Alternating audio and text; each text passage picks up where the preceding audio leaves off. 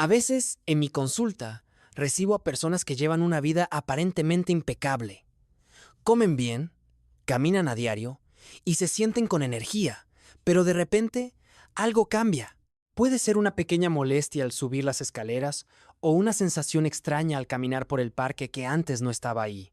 Como médico con muchos años de práctica, he aprendido que el cuerpo humano tiene formas muy sutiles, casi silenciosas, de enviarnos mensajes. No siempre es un dolor agudo o algo dramático. A menudo son pequeñas señales de que nuestro sistema circulatorio, ese río de vida que recorre cada rincón de nuestro ser, necesita un poco más de atención. Hoy quiero que hablemos con calma sobre estas señales.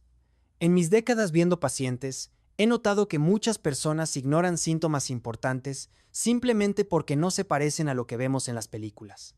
Tenemos la idea de que un problema del corazón siempre se siente como un peso enorme en el centro del pecho, como si un elefante se sentara sobre nosotros. Pero la realidad clínica es mucho más variada y a veces un tanto inesperada.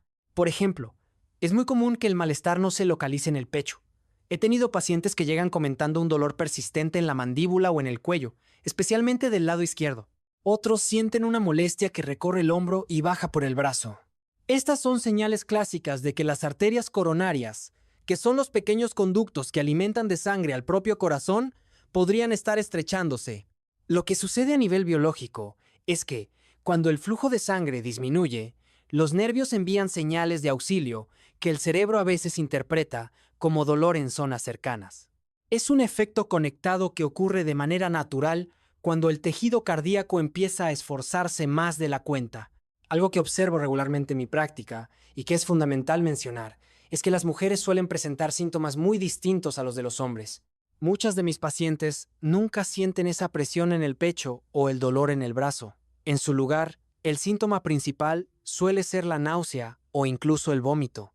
A veces se confunde con un problema digestivo, pero en realidad es la forma en que su cuerpo manifiesta la angina, que es como llamamos médicamente al dolor por falta de oxígeno en el corazón.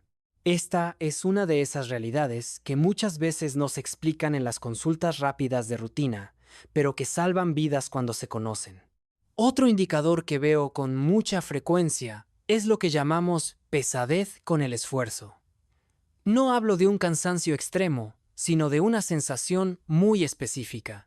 Quizás antes subías 2 tramos de escalera sin problemas y ahora, al llegar a la mitad, sientes que te falta el aire o notas una tirantez en el pecho. Lo característico es que si te detienes, la sensación desaparece casi de inmediato, pero en cuanto vuelves a caminar, la molestia regresa. Esto es una señal clara de que algo no está fluyendo como debería. Recuerdo mucho el caso de mi propio padre. Él era un corredor bastante constante incluso a mediados de sus 70 años. Un día me comentó que, cuando llegaba a una colina específica en San Diego, sentía una pesadez extraña en el pecho que nunca antes había experimentado. Se detenía, el malestar se iba, pero al retomar la marcha, ahí estaba de nuevo. No era dolor, no era falta de aire, era simplemente esa pesadez. Gracias a esa observación, pudimos realizarle estudios más profundos. Encontramos una obstrucción en una arteria y pudimos solucionarlo con un stent. Él siguió con su vida normal, pero fue esa pequeña historia clínica la que nos dio la pista. La fatiga generalizada también es un tema que debemos tratar con cuidado. Hay muchísimas razones por las que uno puede sentirse cansado, pero si notas que actividades cotidianas que antes hacías con facilidad ahora te agotan profundamente, es una bandera roja. Biológicamente, si el corazón tiene problemas para bombear debido a un flujo sanguíneo deficiente, llega menos oxígeno a los pulmones y a los músculos. Esto puede deberse a estrechamientos o incluso a pequeñas fugas en las válvulas del corazón. Todo esto ocurre en una etapa invisible dentro del cuerpo, donde los tejidos empiezan a sufrir silenciosamente antes de que aparezca una crisis mayor. En los últimos 20 años, en mi experiencia clínica, he visto un aumento notable en casos de hipertensión pulmonar. En mi práctica, lo trato a menudo como una respuesta del sistema inmune, pero se manifiesta precisamente así, con una falta de aire persistente y un cansancio que te impide disfrutar de las cosas que quieres hacer. Es importante entender que estos cambios en la energía no son simplemente cosas de la edad, sino procesos biológicos que podemos investigar y apoyar con los hábitos correctos. También existe mucha confusión sobre temas como la apnea del sueño. A veces la gente piensa que tener problemas de corazón causa apnea, pero en realidad funciona al revés. La apnea del sueño, esos periodos donde dejas de respirar mientras duermes, es una causa muy potente de enfermedades cardiovasculares. No es que el corazón produzca la apnea, sino que el estrés que la falta de oxígeno nocturna genera en el cuerpo termina dañando el sistema circulatorio con el tiempo. Es un ejemplo perfecto de cómo una función del cuerpo afecta directamente a la otra.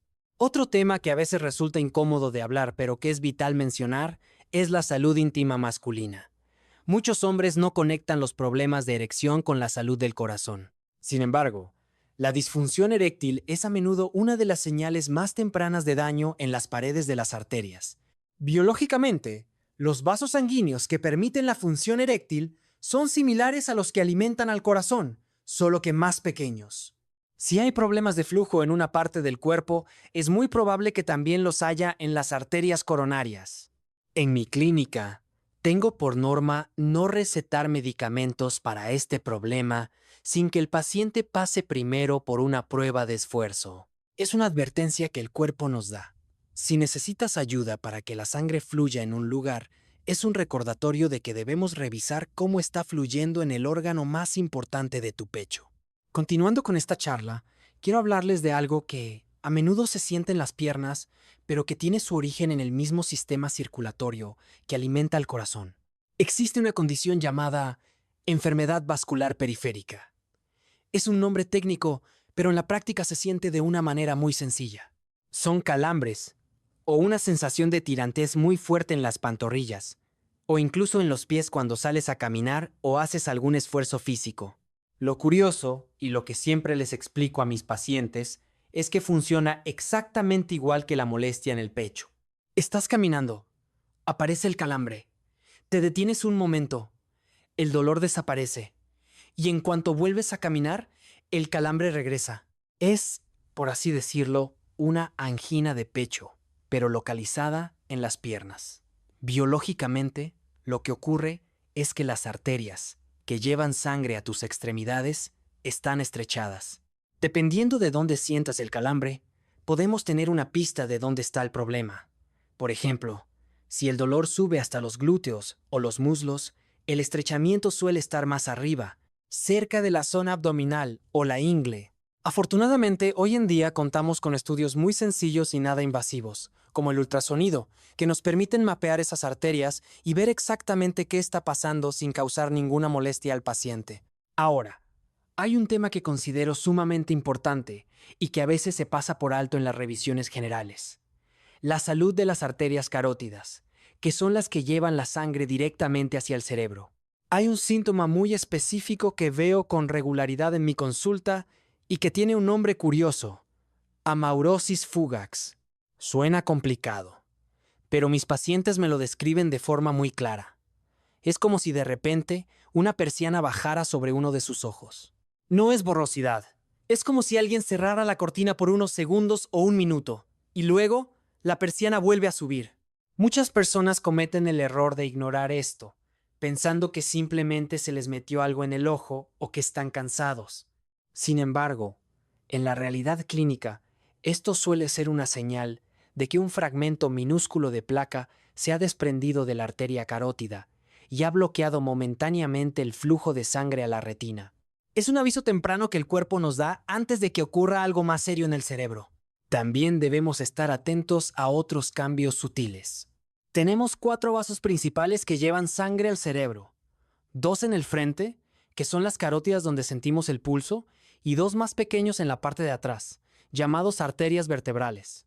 Y he observado que muchos pacientes sienten mareos repentinos al mover la cabeza hacia un lado o al mirar hacia arriba o hacia abajo rápidamente. Esto puede indicar que una de estas arterias traseras tiene un estrechamiento y al cambiar la posición del cuello, el flujo de sangre disminuye aún más.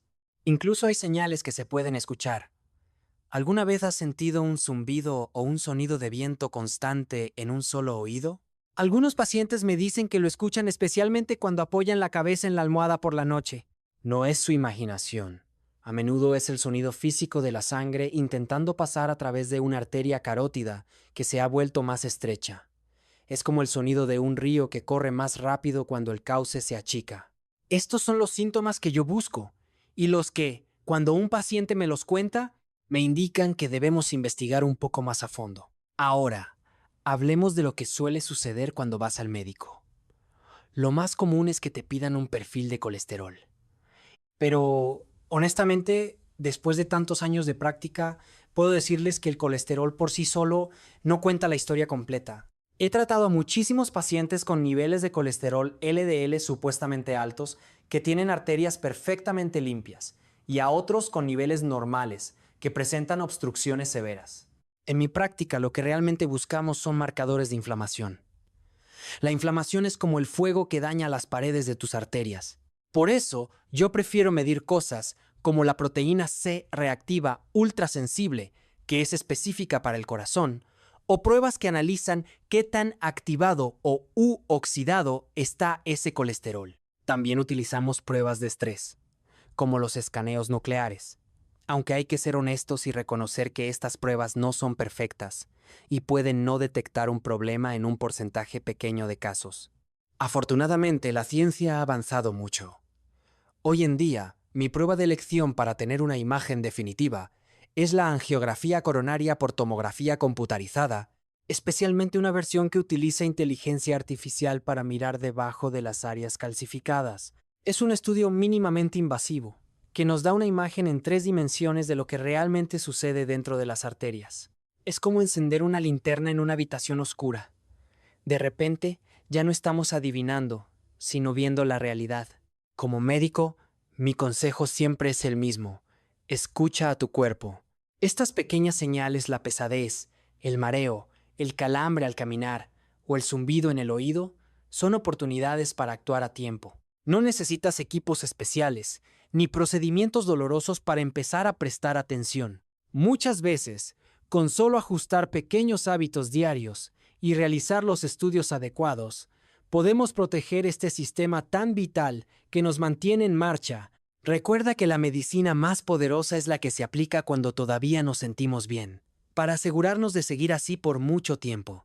Si este video te ha sido útil, dale like, suscríbete al canal y activa la campanita. Ayúdame a llegar a 50,000 suscriptores para que más personas puedan recibir esta información.